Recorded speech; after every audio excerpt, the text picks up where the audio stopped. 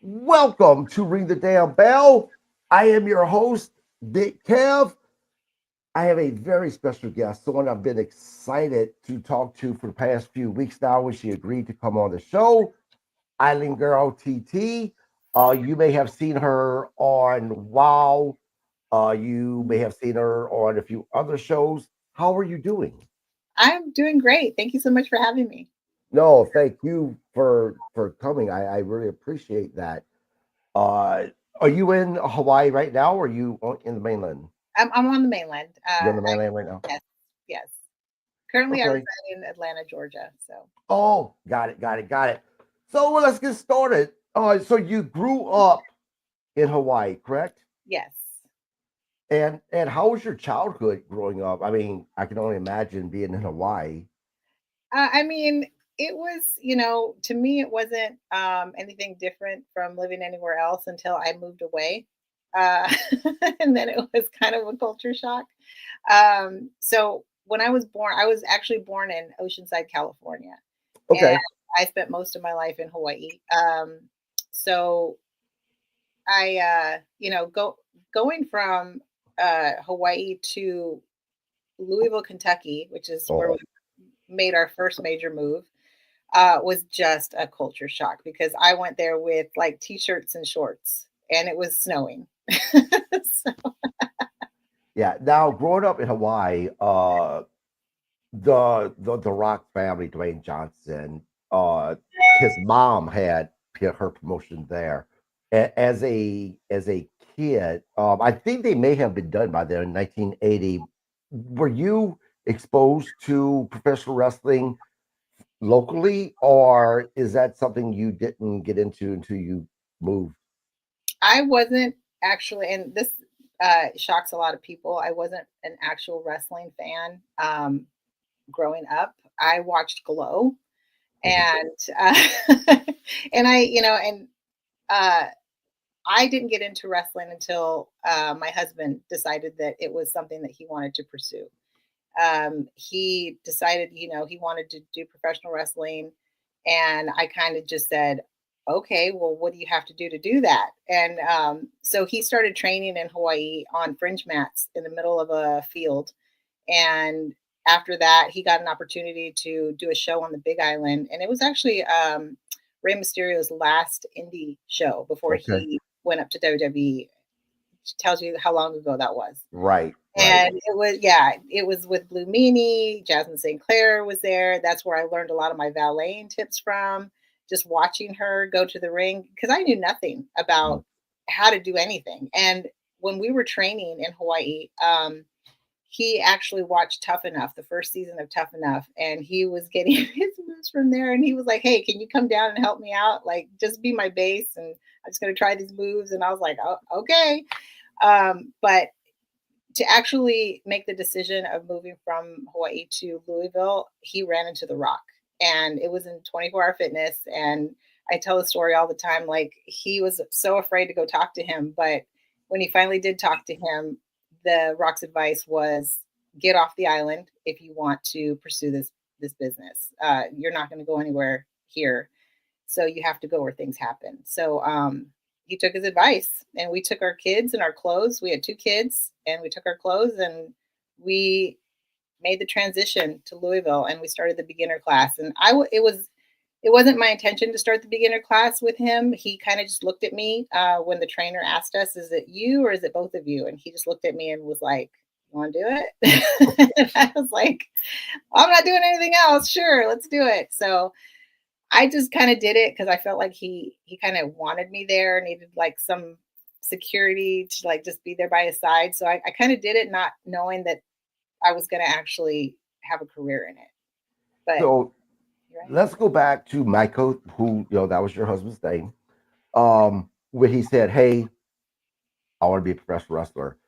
Unfortunately, there's this perception of people who are professional wrestlers, or who, if you're just a fan of professional wrestling, that you're stupid. You can't do anything. Being that there's that perception out there, which, by the way, is not true at all. Was there that hesitation, like, what are you talking about? No, not at all. I'm the type of person, if you put something in front of me, I'm like, okay, let's do it, and everybody knows that about me. You can skydiving, run a marathon, like all those things that I have done in my life, people have suggested, and I'm like, okay, let's see what happens. So, Al Snow trains you correctly? First of all, it was Nick Dinsmore. So Mhm. everybody knows him as Eugene. That was my very first trainer. And then it was Bill DeMott, Dave Taylor, Jody Hamilton. It wasn't until um, my most recent trainer, yeah, was Al Snow. And that was when I went back to OVW. Mhm. So I hadn't been back to OVW since my daughter was a year old. So now she's 23. And then I went back there. So 22 years later, I went back.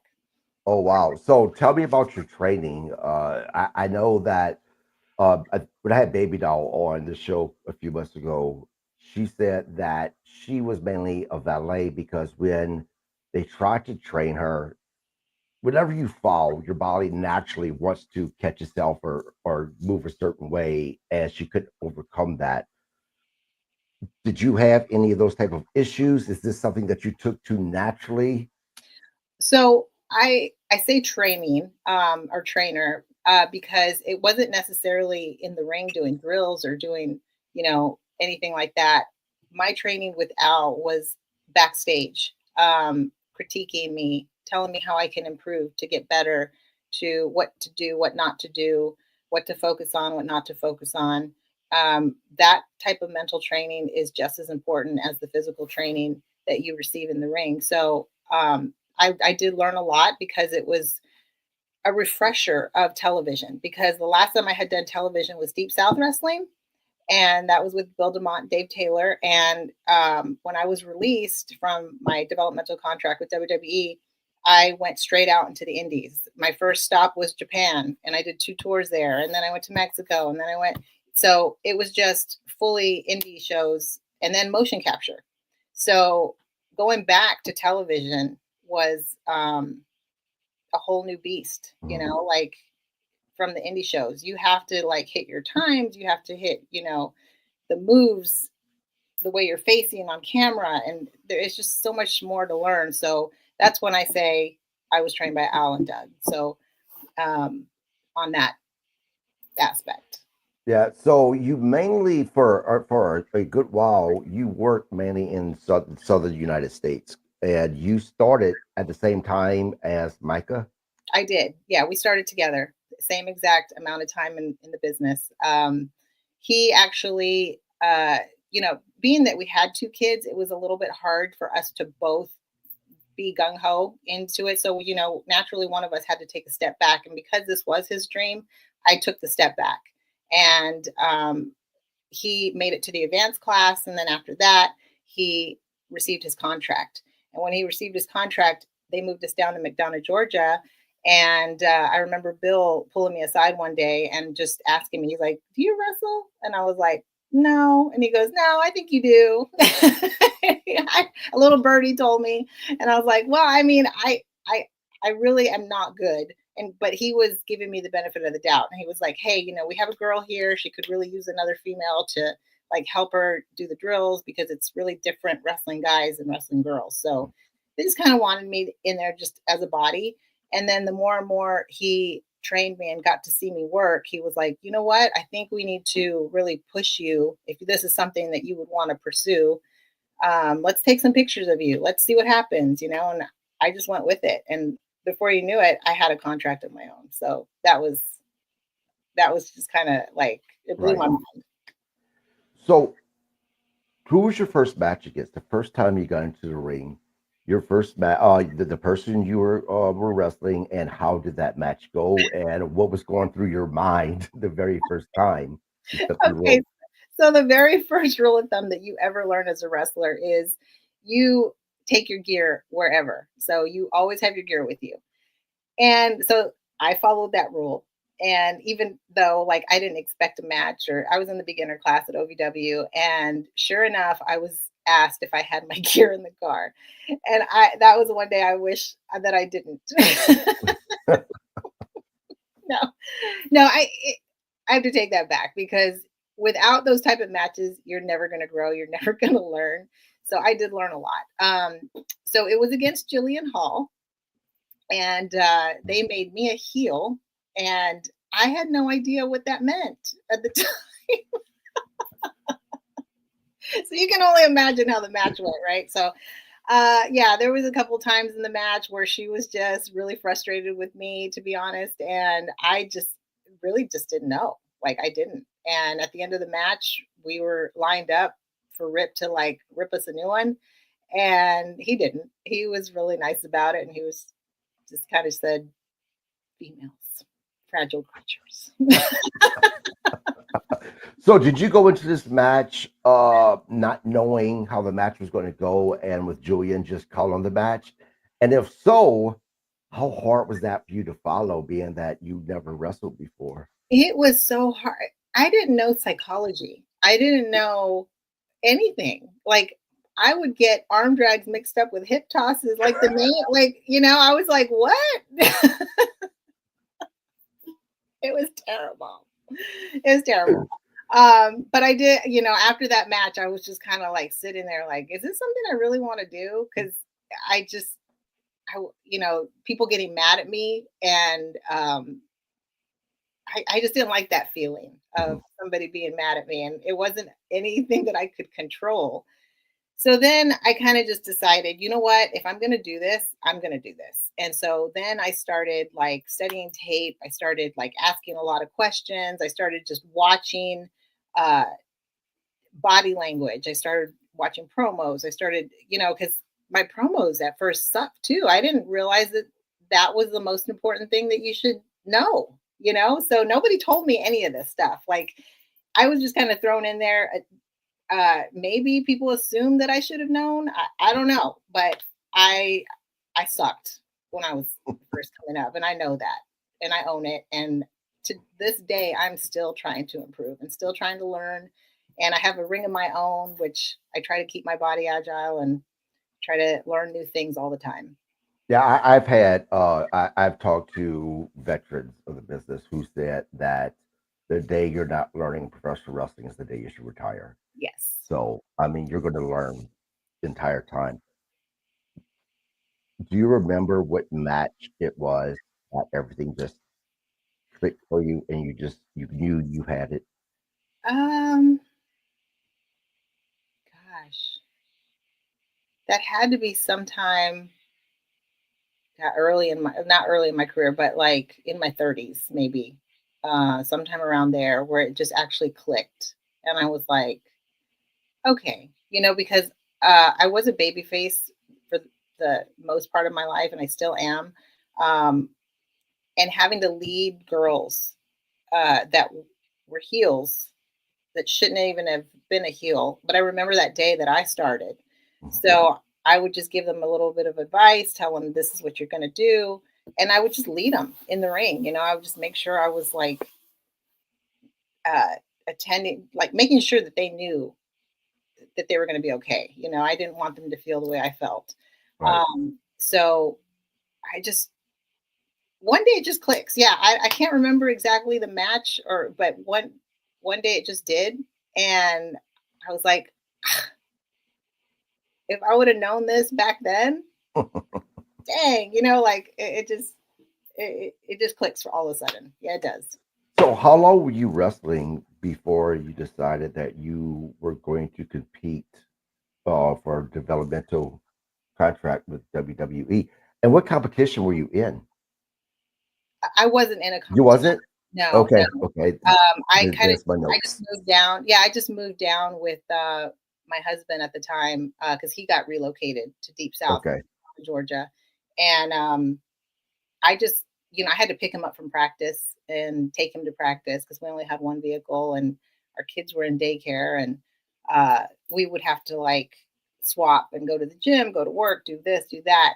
And then it just turned out that I was hanging out there a lot at mhm, the arena with him. And then we had a conversation, and then I just started okay. going. Well, that's why you should never trust the internet because they have stuff wrong on there.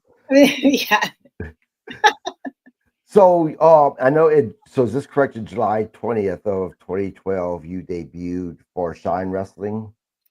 Probably, probably so. And were you debuted as a heel, didn't you? I don't think so. I don't think I was ever a heel in Shine. The only time I remember being a heel was in Alabama, and I turned Okay. on my husband. Okay. Okay. Wow.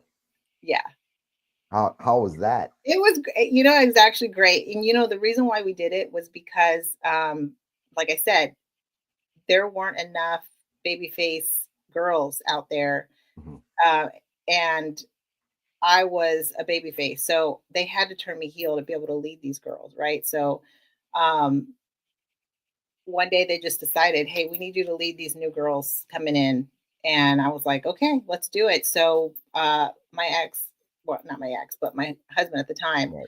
um, he was going for the championship, and there was a spot where he went up and he was going to do his moonsault, and I came up, swiped his foot from under him. He took a spill, lost the match. The place was silent. Everybody was so mad at me because our love story, everybody was behind, you know, and we were the uh we were the couple, you know, like that everybody was like, dang, they're solid as a rock. And when I did that, everybody was just so upset. And I remember a lady standing up and calling me the B word, and people started throwing stuff at me, and all I did was laugh and walk out, and it was great. Like it worked. It worked like a charm. So how long did that program last for? Oh gosh, we went with that program for a while.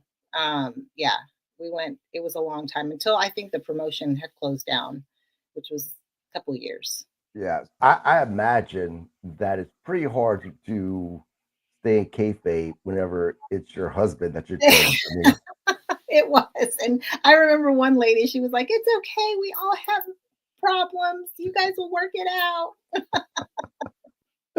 yeah. So in sign wrestling, you actually formed the West Coast connection with Sue Young. So Yes, tell me about that. I love that that tag team. It was really great. You know, she was from California, I was from Hawaii, and we formed the West Coast connection. It only lasted for a short time, but Mhm. um, the time that it did last, people were really behind it, and I really enjoyed it. Yeah, I watched a match between you and Tracy Smothers, and it was the before the match, you guys had a dance off. Yeah. Whose idea was that? I think it has to be. It had to have been both of our ideas, but a lot of the time the girls suggest it because I do a little hula dance uh, in my entrance. So a lot of the times the girls will suggest a dance off just because of that, Right. and they just think it's a fun thing to do because I do that little hip thing. So it was entertaining. You definitely were the winner of the dance off. Did you do you work? Did you work with Tracy a lot? Uh, I only worked with him, I think one time at that promotion. Well, no, let me take that back. I think we had a storyline, Mhm. so he would come out and cost me my match a lot. Yes, yes. So yeah, it was a couple of times he would just run out and trip me or do something, so I would lose the match. Yeah. Yeah. So I want to go back to you wrestling in Japan. The Japan audience very different than the American audience. Yeah. They're very calm. They sit down. How was that experience working for an audience that's just so completely different? So, oh, okay. So when I first went to Japan, I went by myself. Now, mind you, everything in my career up to that point, my husband was by my side. So going by myself to another country and having to do this on my own was terrifying because when we were coming up through Deep South and OVW, you learn to call your match in the ring um, and call things on the fly. You know, you would do stuff here and there that you guys both knew were going to happen, but for the most part, you just called it in the ring and improvised. When I was in Japan, um, there was a language barrier, and we pre-planned everything, and it was so uh like my mind felt like it was going to blow up. But being in, Corrigan Hall, and being, in all these popular arenas that everybody knows, was just amazing. And the crowd, having to learn how the crowd works, they're very quiet. If they really, really like something and you do a standoff or something, like, they will cheer. And then that's how they do it. So it's so different, having to know that you're not doing anything wrong. It's just how they are. Yeah. So, did you wrestle for New Japan? No, it was at the time it was 01 and Sun. Okay. Yes. Uh, so from what I've heard, the Japan wrestlers, they're uh, they're a lot more stiff than the wrestlers here, and they really make contact at times. Was that a struggle for you to get used to? No, they are a little more stiff, but it's not anything that, they're not trying to hurt you. They're not Mhm. trying to it's nothing bad. Like, if they're pulling your hair and doing stuff, like, it's real. But you have to know how to protect yourself as well. As long as you know how to protect yourself, and you're aware that uh of the difference, you should be fine. So let's talk about so you wrestled for Hawaiian Championship Hawaii Wrestling. Championship Wrestling, yes. Yeah. So tell me about that. So they went from, I think they had a different name before Hawaii Championship Wrestling, and that's who my husband wrestled for. And then they transferred over to Hawaii Championship Wrestling, where my husband actually helped do the training out Mhm. there for them. And it was so much fun. We wrestled mostly on the military bases, so we had really lively crowds. A lot of Marines, Army, and they loved it. I mean, it was packed all the time, packed house. And then we did trading relationship with Japan, where they Mhm. would bring their girls over and they would bring us over. So it was really something really fun. Yeah. So from there, you wrestled for Oos in Hawaii. Is that correct? Yes, yes, yeah. So That's more recent. Yeah, okay, okay. and they Th- are actually still running out Are there. they? That's Yeah. what I was that's what I was gonna ask. Tell me about title reigns. Title reigns. Yeah. Have you ever had any title? Yeah, I was actually the European Women's Champion Mhm. going into Japan. That was my first title reign. And then after that, it was, various indie promotions such as GCW, SAW in Tennessee. GCW is out of Alabama. Mhm. SAW in Tennessee. Gosh, I was the LPGW Women's Champion. Um, and that's a historic kind of Mhm. a championship, which uh let's see who else. And currently I'm the IXW Right. uh women's champion, and the gosh, I'm drawing a blank. It's Well, okay. So, well, what I was getting to is, I've talked to wrestlers who have said that when you win the title, knowing that the company has that faith in you that you can put asses into seats, there's a lot of pressure that comes with that. Have you felt that pressure, and how do you deal with it? I have felt that pressure. I felt that pressure because I know that that's what's involved, and I know that they're counting on me to kind of bring um, some eyes onto their promotions. And so I really take that into consideration, and I'm really working hard right now to try to get attention to those promotions. I'll be going to Canada soon, and I'm going to take both of those titles with me, and just talk about that over there. And I have a awesome team behind me that they work on my social media. They promote me all the time. And so I'm really grateful to the team that I have behind me working hard to make sure that all this happens. Yeah, Mike seems like he's a pretty awesome guy. Yeah, Whenever I was promoting you coming on the show, I opened up my Facebook page and he had made something. I'm like, wow, thanks for yeah, that. yes, Obviously, he was doing it for you, but it still helped me as well. And he seems like he's a pretty good guy. yes. How long has he been with you? He it was just recent this year. He jumped on board. He was watching my pages and just, saying, "Wow, you have a lot of pages. Who does this for you?" And I was like, "I do everything myself."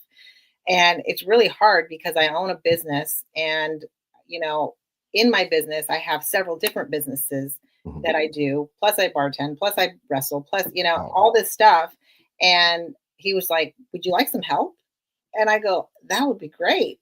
Like, what could you do for me? And so he just started doing little things here and there. And then all of a sudden, like, he's just there. So every time I need something, I just message him and he's got it. Boom. He's awesome. I love him. yeah. So you mentioned you have your own business, you Yeah. bartend, you wrestle. When you have that title and they're depending on you to put those asses in seats, how do you juggle all of those things? It's really hard. Sleep definitely gets cut out of my schedule, because you have to make time to do promos. You have to make time to keep that social media up and running. You have to make time for, your present life and your personal life. Like, it kind of affects it all. Um, I own a gym, so I have personal training clients that come in. I do makeup for commercials in Atlanta. I I also have a spa inside my gym, which we do facials, waxing, all that kind of stuff. So my schedule is just all over the place. Plus, I bartend at two different bars, and um, I do have a personal life. So all of that being juggled is, and I just want to tell everybody, like, if I don't get back to you like right away, I apologize. But like, I'm somewhere. I'm doing something. I'm not just ignoring you. So when I get back to you is like, I go, "Oh my gosh, okay, that let me get back." So I really apologize if you guys feel like I left you on the back burner. Yeah, no, I mean you were great with getting back to me. It took us a little bit to get down to that day because I'm busy as well, so mesh those schedules. But I mean, I think people understand that you're busy. You mentioned, your promos. Do you have someone who writes the promos for you? Is that something you do yourself? Is that something you just come up with from the top of your head while you're doing the promo? Yes, it has to come from you. Um, I started taking improv classes because I was having such a hard time with promos. I really needed to try to come out of my shell, really needed to try to make my promos believable. So taking these improv classes has helped me tremendously. Like, now I get it. Now I can, get on camera and like cut a promo and not be afraid of what I'm going to say. Because, before I'd be like, "Oh my God, can I say that? Can I do that?" And now I'm like, you know what? To make it believable, make it as real as you can possibly make it. Yeah. You also act. So let's talk about that for a second. I kind of took a double take when I read that you were on Honey Boo Boo Wrestling Bridal Shower because you don't look like someone that would be on, you know, Honey Boo Boo. At the same time, they do look like they'd be wrestling fans. They're huge wrestling fans. They Yeah. are. They came to Pell City, Alabama, and I think they were like a part of the show. Um, and when we did they actually contacted us again to be a part of the wrestling bridal shower, which is actually a real bridal shower for them. She was getting married and she was like, "Hey, this would be cool to put on the show." So they hired my husband and I to be the trainers.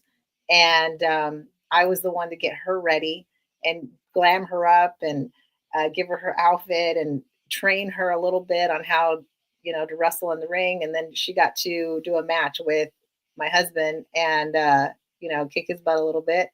But it was very entertaining. It was fun. The next one I want to talk to you about, and I'm going to go search this one out, is the wife swap thing. Uh, I my wife and I used to watch this show, and I used to say, in my opinion, this is a predetermined show as much as professional wrestling is. Am I correct with that, or it, I mean, tell me about this. So lots of improv on that as well. It I went into it not knowing anything, and you do have to swap houses, so you have to stay at a complete stranger's house for a week, and when the cameras are rolling all the time, so whenever they have you do anything, it's basically what would you do? You know, if you were because it is a real situation, it's a real scenario. Like everything that you see on that show is real. Um, Even the drama.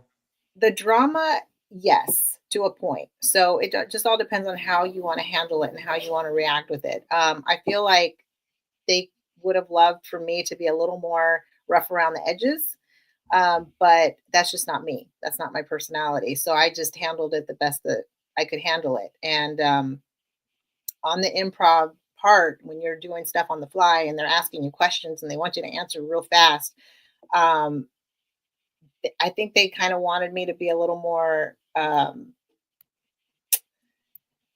don't know, mean towards the husband. But Mhm. being that I was married for almost 30 years, I completely understand how it is to be married, you know? So I kind of just wanted to offer the best advice that I could and help the family out for real because their issue was real. It was, the husband wasn't spending enough time with the girls and he was kind of neglecting the family time. And he was out with his friends, de stressing from work and not really present in the marriage. So that was a real situation. And how we handled it was they wanted to know how I would come in and try to help them. So my whole goal was to help out the wife and try to better the situation.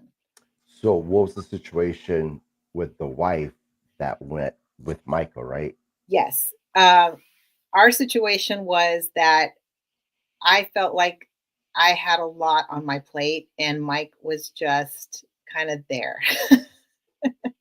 which which was probably, a lot of my fault because my personality is I take over Mhm. and I just want to make sure it gets done, like cleaning the gym, making sure everything's organized, making sure business is getting taken care of. And if everybody knows my husband, he was very playful, he was, just bouncing all over the place and kind of oblivious to what needed to be done. I'm sure if I asked him to do something, he would have been on it. But for me, it's like, I kind of just want you to know, like, I need help. But Right. that was kind of our issue. So when she came in, she was like, hey, maybe you can help her clean the house. Maybe you can help her do this. Maybe you can. And he was just kind of like, well, how do I do that? What am I supposed to do? You'll see it in the episodes. It's pretty funny. So, since we're talking about Mike, and please say you don't want to go there. If you don't, I get it. It's fine. I've dealt with a lot of death. How long were you and Mike married for? We were married 28 years, together for 30. Okay. And for those who are watching, she lost. Micah passed away. I'm not going to ask or start my business about the how stuff like that. But losing him after being with him for so long, tell me, how did you get through that? A lot of well, what a lot of people don't know is that him and I, we grew up together. You know, we didn't know anything when we were first dating. We just knew that we were in love and we wanted to be together forever. And we had such a strong bond. And then we had two kids together. And, the stresses of life really do get to you when you're young and you don't know how to maneuver through it, So I feel like all of that plus the wrestling on top of it, plus moving, plus worrying about finances, it all gets to you. So in the end, like we were still best friends. We were just, I don't know, you get mad at each other, you have problems. but you never stop loving each other. Mhm. And I know people have told me that he was still in love with me, at the time, and I still loved him, and everybody knows that, and that will never go away. And I always will have love in my heart for Mike. He was my best friend at one time, and unfortunately, um, it didn't go the way we thought it was going to go. But I believe he's doing, he had a higher purpose. So I just hope that he went with love, and he's up there watching me now I'm sure he's very proud of you. and watching his kids. His kids um, are the ones that suffer the most Yeah. because now they don't have their dad, and I really just am here for them now. And my daughter and I actually have bonded a lot more in the upcoming year. And my son, he's out in Hawaii. He's a tattoo artist living out there. And sometimes, he doesn't know how to maneuver through life. So, we have become really close too. So my kids are everything for me. And I just, I just feel really bad for them. Yeah, I could tell you, I was in my 30s when I lost my father, and as an adult, that was probably the hardest thing that I've ever had to deal with. Much less, I can't imagine being young and having to deal with that. So yeah, I mean, my heart goes out to your kids. Let's get on a little bit of a back to that cheery subject. You were also acting as in Medea Goes to Jail.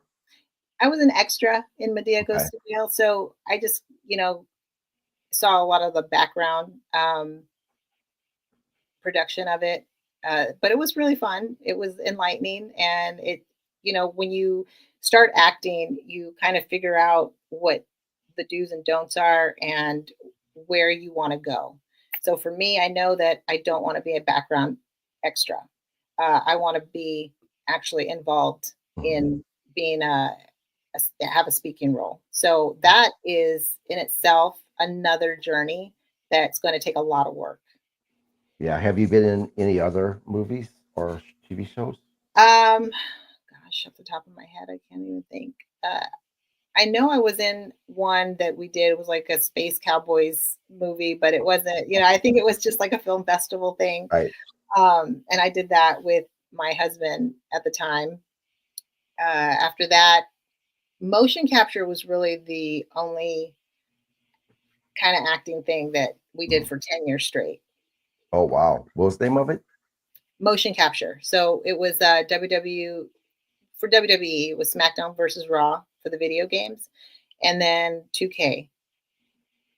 Oh, so what'd you do for that? Is it your speaking voice? No, so for motion capture, you're wearing the suits with Yeah. the sensors all over, and we're doing the moves for the video game. So for 10 years straight, I was the body for all the women. And they would bring in other women. Like I got to see Jillian again, and that we laughed about, the first time we wrestled each other.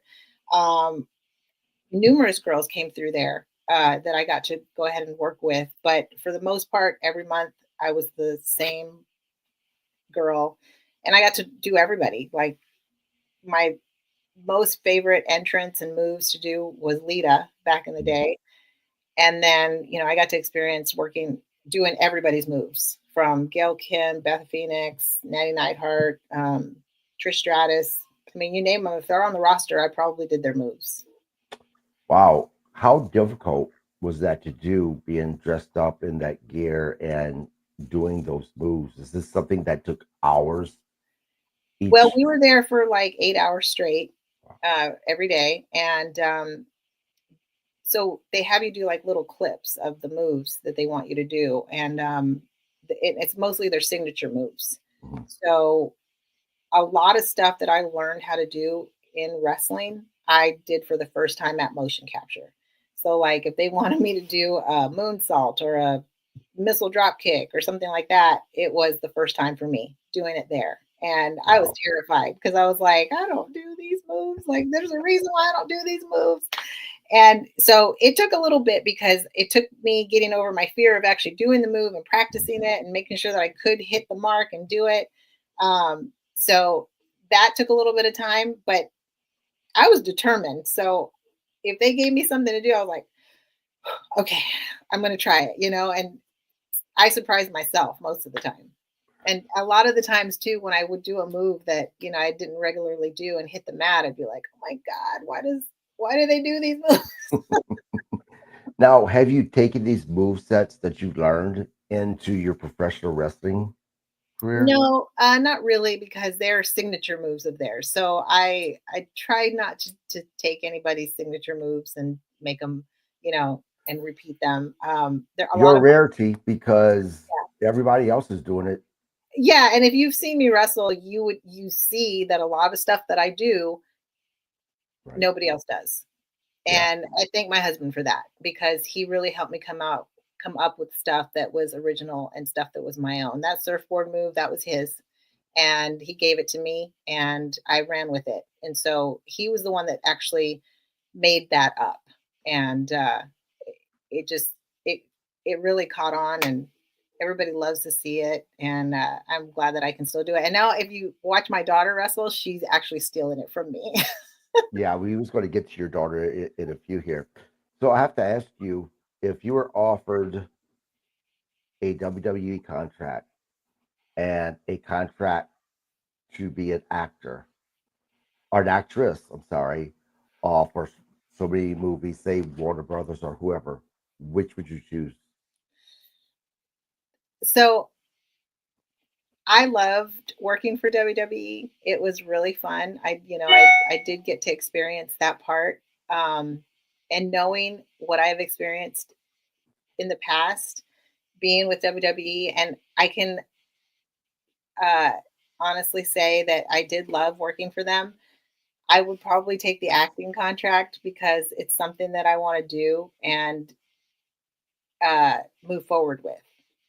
And I feel like if I can make my name in the acting business, I could Mm, maybe come back to right. WWE and give them a little more, bring my exposure with that. Yep. Another question: if WWE and AEW at the same time offered you wrestling contracts, who would you go to? Oh gosh, that's a hard question because I do want to kind of leave my mark in each uh, promotion. And like I said, being like I've already was with WWE. But WWE is like the ultimate one that you want to get to. So that's a hard question because I really do want to experience AEW just to be able to wrestle the girls that are on there and you know leave my mark. Um, but WWE is like the top, so I would Yeah. have to, everybody knows. Right. Right. Everybody Nope. knows. Nope. Nope. I get it. Do you keep up with the current product? It's really hard to with my schedule. I kind of just listen and watch a lot of highlights. I really love watching Tony Storm's highlights. She is. What she's Just got going on, she really entertains me. I just feel like her promos are just yeah. I was introduced to Tony Storm when she was part of the Mae Young Classics years okay. ago, and when she went to AEW, I was so excited. But then when they started this timeless Tony Storm thing, I hated it just because people don't like change. And I just loved the Tony Storm that I was introduced to. But I tell you, I have really grown to enjoy the timeless Tony Storm stuff. She is just, she's brilliant when she's cutting promos. I Yeah, and mean, that's what caught my eye was the timeless Tony Storm. It was different. It wasn't anything anybody was doing. I love different. When I started watching it, it made me laugh, and I just wanted to see more. yeah, the last pay per view AW had her and May their match. You don't see women bleed a whole lot. And this match was just, oh man, it was an amazing match. And it wasn't even because of the blood. Even if they would have taken the blood away, just they just put everything into this match. And you could tell that they were passionate about giving the fans the best possible show that they could give. And they, to me, they were tied with the cage match that night as being the best match of the night. I mean, but yeah, they were just amazing, amazing. Is Tony Storm right now? Is Would you consider her your favorite female wrestler right now? Or is there someone else? Well, she's the only one that really like I comes up on my highlight reel, and I think it's because I was watching her. You know how iPhones work. Yeah. But yeah, I was asked one time who I would love to face if I could have a match with them, and I mentioned Mercedes Martinez because I've known her for a long time, and I've just never had a match with her, and I would love to face her. But yeah, giving the opportunity to wrestle somebody like Tony Storm, that would be amazing as well. I would I would jump Yeah. in. I want to go back to your in wrestling career. Do you prepare for each match with your opponent before the match, or do you call it in the ring? So normally, you don't have time to prepare for, when you're on the indies, because sometimes they'll be in, Virginia or Florida, and, most of the time I'm just meeting them when I Mm. when I see them. So you have to do your research. For me, I do my research and I watch a lot of their matches. I see what their move sets are. I see how they maneuver in the ring. I see what they like to do. So I have an idea of how we can incorporate things together. And when I finally do get to meet them and have a conversation with them, I just, I already know what they want to or what they're all about in the ring. So we kind of just throw ideas at each other. And if they have a lot of experience in the business, it's easy for us to just say, okay, you do you and I'll do me. And we'll go out there and have fun.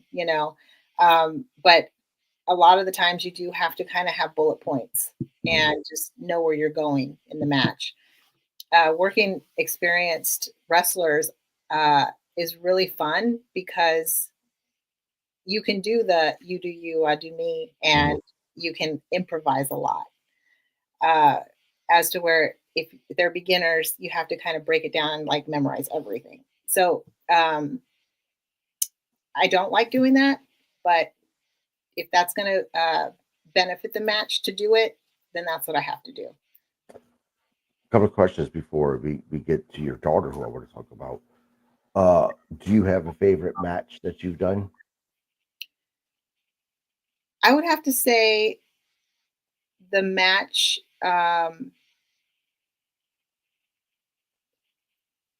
Hands down, it has to be any match that's with my daughter as my favorite match. But the last match that I just had with La Brava at XIW was one of my favorite matches so far. It was one of those where you do you, I do Mhm. me. She is an awesome heel. I absolutely loved working with her. And we just tore the house down. It was really a great match. So let's talk about your daughter. And you just said something that intrigued me. You facing your daughter. Who's usually baby face and who's the heel in those matches? She's the heel. I'm the baby face. Now, do people know that you guys are mother daughter? Most of the time, no. Most of the time they do not know that we're even related. So and she loves it that way. And I don't say anything about it. And we go like we really go at it. And I I just love working with her because she doesn't hold back on me. And I bet she doesn't. and she does care though. She does. There'll be Yeah. times when she does stuff to me and she'll, get on me and she's like, "Are you okay, mom?" I'm like, "I'm good. Keep going." So How did you feel about her getting into professional wrestling? Because I know a lot of professional wrestlers do not want their children getting into it. so she was very introverted when she was younger, and she would hide in her room a lot. She was homeschooled. She was very quiet. She had, I want to say, she had a little bit of social anxiety growing up. Every time we introduced her to somebody new, we tried to make friends for her. She would just go back and hide in her room. She was very good at FX makeup, which is why she hid in her room a lot. And she would come out of her room like in all her gore, and it was amazing. But when she came up to us, my husband and I, and said, "I want to wrestle," I just kind of did that, and my husband said, "No, absolutely not." And she was like, "Why?" And he was like, "Nope, nope, nope. Find something else. You know, you're good at your makeup. Just stick to that. You don't need to be in this business." And she was like, "Well, I want to do it, you know." And I, at the time, was actually thinking about just retiring and not doing this anymore because I was focusing on my gym. And I said, "Well, you know, you're going to have to really like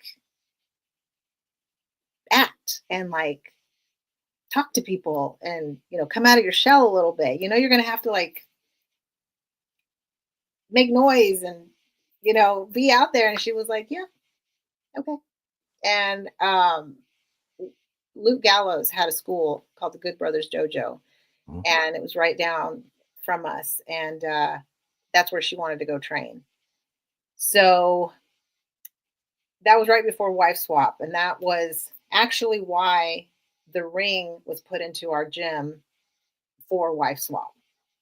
So it all ties together. But Right. um, yeah, he didn't want her to do it. And she basically said, "I'm going to do this with or without your help. So I would love for you guys to help me." And that's when I said, "Well, guess I'm not retiring." So I started going to practice with her and helping her out at, you know, at the dojo. How is it watching your daughter play this heel? It's kind of, you know, like I just sit back and watch, and I'm just amazed because it wasn't who she was to come out of her shell like that. And she's a completely different person in the ring than who she is outside of the ring. She just lets it go, and her creativity, her imagination on who her she wants her character to be is she puts a lot of thought into it. And her promos are crazy and entertaining, and I'm always excited to see what she's going to come out with. Yeah. Well, I tell you what, I want to thank you for coming on my little podcast here. It was really good talking to you. I could probably go another hour with you. Uh, I would love to have you and your daughter both on at the same time if that's something that she's interested in. I know she doesn't really want people knowing, but if she's down for that, yeah, I would love that to happen. But again, thank you so much for coming on. I really appreciate it, guys. Don't forget about tomorrow. Me, Bob Cook, and my other co-host Mark will be on the show doing a recap of Monday Night Raw. I also have Gerald Lamont coming on my show on the 30th of March. And I have a few other people that I'm working on coming. So please subscribe to my YouTube channel. You never know who I'm going to have on next. Again, thank you so much for coming on. And let's talk about having you and your daughter on pretty soon. Absolutely. Thank you so much for having me. Thank you, everybody. Have a great night.